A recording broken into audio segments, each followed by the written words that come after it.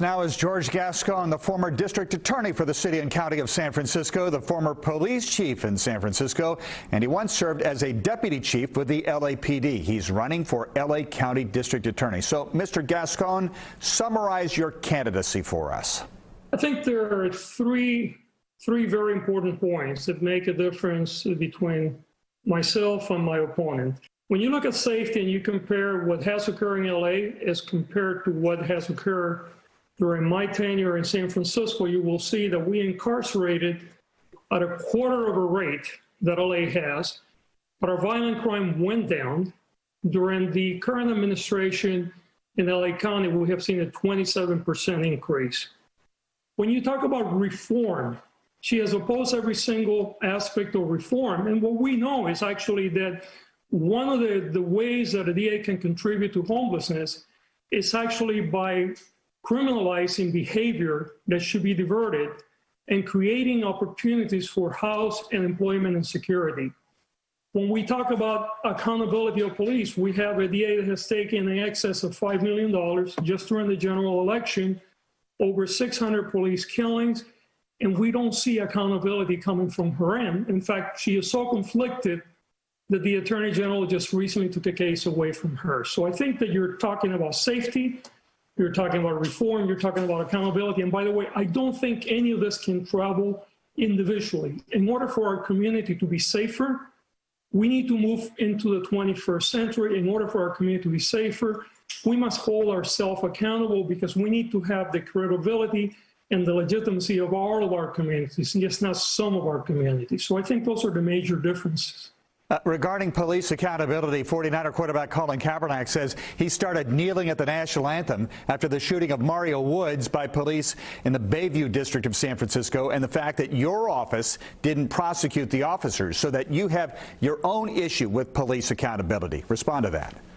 I never had a case of an unarmed person being killed by the police during the time that I was a district attorney that was presented to me. In fact, Mario Woods unfortunately had a knife. He has stabbed somebody. And when the police officer responded to the call, he was still holding the knife. And the police officer said they felt threatened, they killed him. Now, I came up publicly, unlike her, and said, even though Mario Woods had a knife, I believe that that was an unnecessary shooting. And that was based on my own experience as a police officer for many years.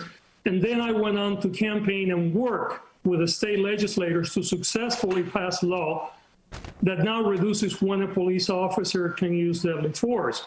In her case, even under her own account, she's had at least 12 cases, we believe there are more, of people that were unarmed, that had been killed by the police, and she has not prosecuted any of those cases. And when she was given an opportunity to campaign with me to make sure that we reform the law, she refused to do so. And I have letters. I have the invitation letter, and I have a response. I was the only district attorney in the state that campaigned to change the law. So I think the problem with her is that she has a problem with the truth, and she's revising history every day.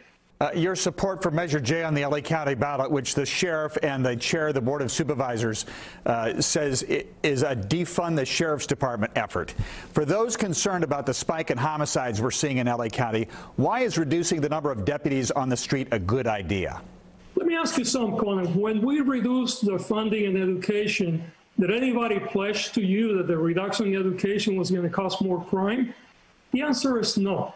You know, I find it very interesting that people always try to find a correlation between the size of law enforcement, the size of our prison system, and community safety, which often they are not connected. The reality is that we need to begin to have a different conversation about community safety, and it's not always having more cops and more prosecutors. Sometimes it's going to be appropriate for this, but there are many other times when we need to start looking for other answers. And I think that the problem is we lock ourselves into a box when we think that the only answer to safety is to put more cops on the street, to prosecute more people, and to put more people in prison, even though that we have 3 decades now that have proven that that isn't necessarily the case. Look, if incarceration was the answer to public safety, LA County would be the safest county in the country. We incarcerate more than anybody else, more than most other counties in the state, 4 times the rate of San Francisco, and we saw a 27% hike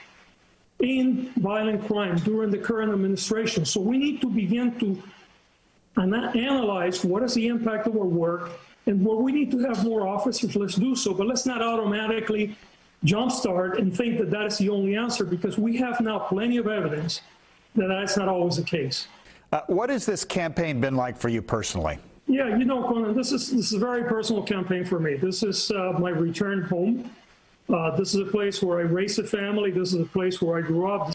And this has been incredibly challenging. Obviously, the tragedies that we see every day with COVID, the impact in our community, the impact, quite frankly, over incarceration and COVID and the interactions that is having in our community. I don't want my grandkids to grow up in a community that looks like this. Former San Francisco DA George Gascon, candidate for LA County District Attorney. Thanks for taking the time. Take care of yourself and stay healthy and safe.